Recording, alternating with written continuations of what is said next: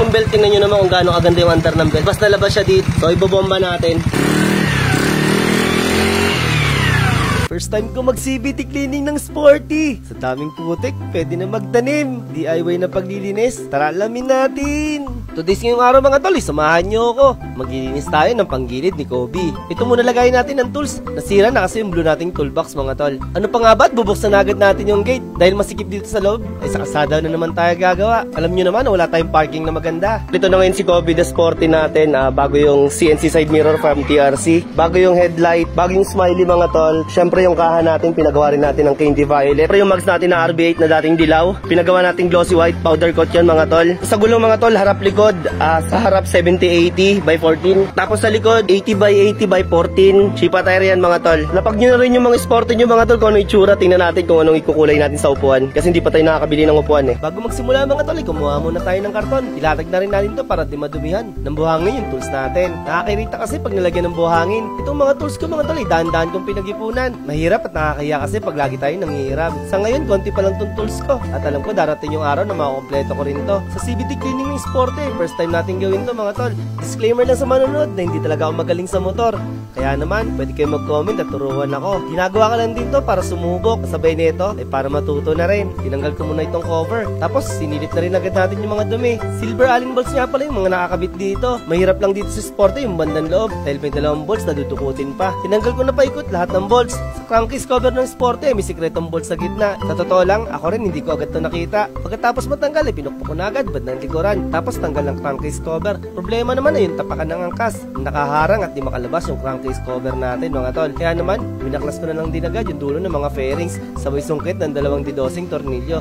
Tinanggal ko na rin agad yung crankcase. Madumi na rin talaga at makalawang. Isa talaga ito sa double check pag bumili ka ng second wipe ha. Charot lang. Gamit itong 24mm na socket. Pagtanggal ng bell lock nut. Tapos 17mm naman para sa pulit.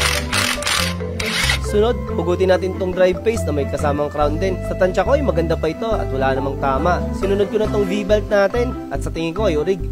Goods na goods pa. Sunod, itong collar washer na manipis na tinatawag din ng iba na magic washer. Sa paghugot ng puli ay kasama dapat yung bushing at dapat hawakan ng backplate sa likod para di malaglag ang mga bola mga tol. At sa hatol ko, goods pa itong buong set niya. Napansin ko rin nakalkal na pala itong drive pulley. Sunod natin tong bell. Tapos torque AC. Bali makapal pa yung lining na ito, goods na goods pa to. Tapos lihain lang natin to, bilaan. Tapos linisan natin yung loob. Dahil wala tayong balde, ay DIY balde muna tayo. Sa torque AC naman, ay 39 socket ang gagamitin mo. Gumagamit na rin pala ako ng paa dito para matanggal. Yung clutch lining ay goods na goods pa at makapal pa. Yung center spring naman ay sobrang tigas din. Buti pang center spring mga tol, tumitigas. Yung sa'yo, hindi na.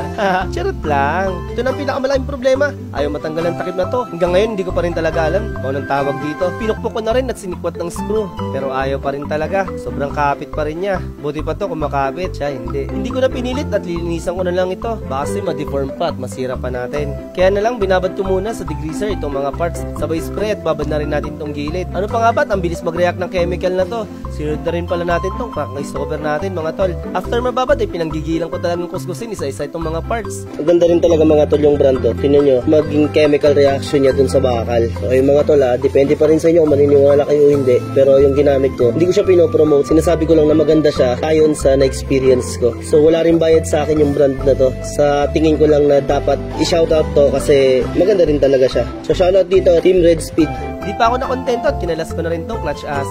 Una, itong tatlong clip. Sunod, itong tatlong washer. After nyan, tatlong clutch spring naman. Tapos, clutch lining. Then huli, itong tatlong goma niya. Niliha ko na rin pala mga tol itong tatlong clutch lining para mas kumapit pa sa bell. Pagtapos ay binanlawan ko na isa-isa. Habang pinapatuyo yung mga parts, ay panggigilan din natin kuskusin itong gilid. Sobrang dumi rin talaga nito mga tol. Kaya kailangan matinding kuskusan. Nakagigil din talaga to.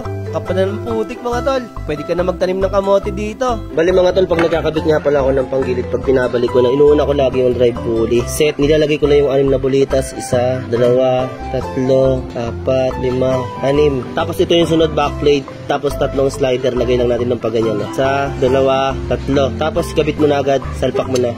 Sunod mga tol yung bushing, ilapat mong ganon. Pero bago natin gawin yon, lagyan natin siya ng konting grasa mga tol paikot. Hapiyaw lang. Mga tol, sa akin lang to ha. Ganito lang ako maglagay, hindi ko sinasabing professional ako ha. Tapos ilagay nyo lang tong bushing sa gitna mga tol. Siguraduhin yung hindi umaalog. Ayun, tulad yan hindi umaalog. Tapos sasalpak natin pa ganyan mga tol. Huwag nyo kakalimutan na hawakan tong backplate nya kasi malalaglag yung mga bola. So yan, swak na. Sunod itong color washer or tuning washer kung tawagin. Sa iba, magic washer to. Sunod itong drive face at crown. Pwedeng isaksak mo muna to ng ganyan. Unahin mo, tapos sunod mo yung crown. Yan mga tol. Bali itong tatlong to mga tol magkakasama. Crown, washer na medyo makapal, tas lock nut. Una mo na yung crown. Sunod yung washer niya, tapos lock nut. Size 17 to mga tol. Sunod natin mga tol yung torque drive AC. Bali sa pag-assemble ko niyan, unahin ko to. Sunod mga tol yung center spring niya. Tapos assemble natin tong clutch lining AC niya. Bali sa pag-assemble mga tol, unahin mo yung tatlong bolang maliliit. Bali isa, dalawa, tatlo. Sunod mga tol yung tatlong clutch lining niya. Pero bago yun, lagyan mo natin ng konting grasa to. Yung mga papasukan ng clutch lining. Konti lang. Sa pagpasok ng clutch lining tol, hindi ka maliligaw kasi ganyan makikita mo yung ano nila. Yung parang guide. Mo lang ganyan. Tapos tingnan mo kung nagpi-play. Yung pangalawa naman, saksak mo lang. Nagpi-play uli na maganda. Tapos pangatlo. Malalaman mo mga tol pag nagpi-play na maganda pag ganyan. Tapos para malak, iperse mo lang ganyan para tumama dun sa tatlong gomang unang pinasok natin. Sunod mga tol, yung tatlong clutch spring naman sa pagpasok mo. Bali unahin mo yung nasa baba. Tapos sikwat pataas. Ayan, isa. Shoot mo lang sa baba, tapos sikwat pataas mga tol. So una mahirap to eh. Nung una nahirapan din ako sa paggawa nito eh. Tapos mga tol, kailangan i-double check mo rin baka biglang tumalsik. Itulak-tulak mo ng konti. Ngayon safe na siya. Sunod mga tol yung tatlong washer niya. Isa, dalawa, tatlo. Tapos ito mga tol, hindi ko talaga alam ang pinakatawag dito. Pero ang tawag ko ngayon dito ay lock ng clutch lining. Tatlo din yan, bali ganyan lang diskarte ko dyan. No? Tutok mo lang, tapos papasok ng ganyan. Yun lang, ganun lang. Saan, kaysa na tayo. Tutok mo lang. Tapos ganyan. Dalawa na tayo. Pero meron talaga nitong plies para dito mga tol eh. Wala lang ako, hindi pa ako nakakabili nun eh. Bibili rin tayo nun. Ayan. Nalak na mga tol. Double check lang. Pag okay na, ibalik na natin yung clutch AC niya. Tapakan natin. Tapos lock lang natin. Tapos barilin na natin mga tol. Tapos bago natin ito ipasok mga tol, lagyan mo natin ng konting grasa. Itong axle niya.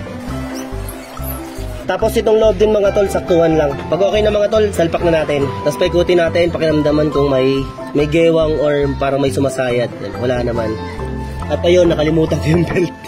Make sure yung mga belt, mga tol, nakatutok dun ha. Yung rotation niya pag ganun. Ikpitan natin ng size 24. Huwag kalimutan yung goma. Balik na rin natin yung buong crankcase. Ito na nga pala yung kinalabasan ng crankcase natin after natin malinis. Bago natin isara yung crankcase mga tol, i-testing muna natin.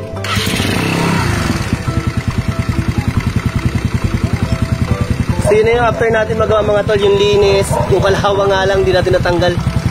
Tapos yung belt, tingnan nyo naman kung gaano kaganda yung antar ng belt. Basta nalabas siya dito, so ibobomba natin.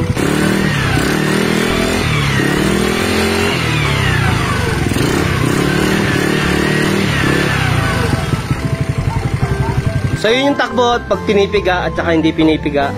Tapos comment na rin kayo kung saan umabot yung video ko. Yun lang. Bye bye.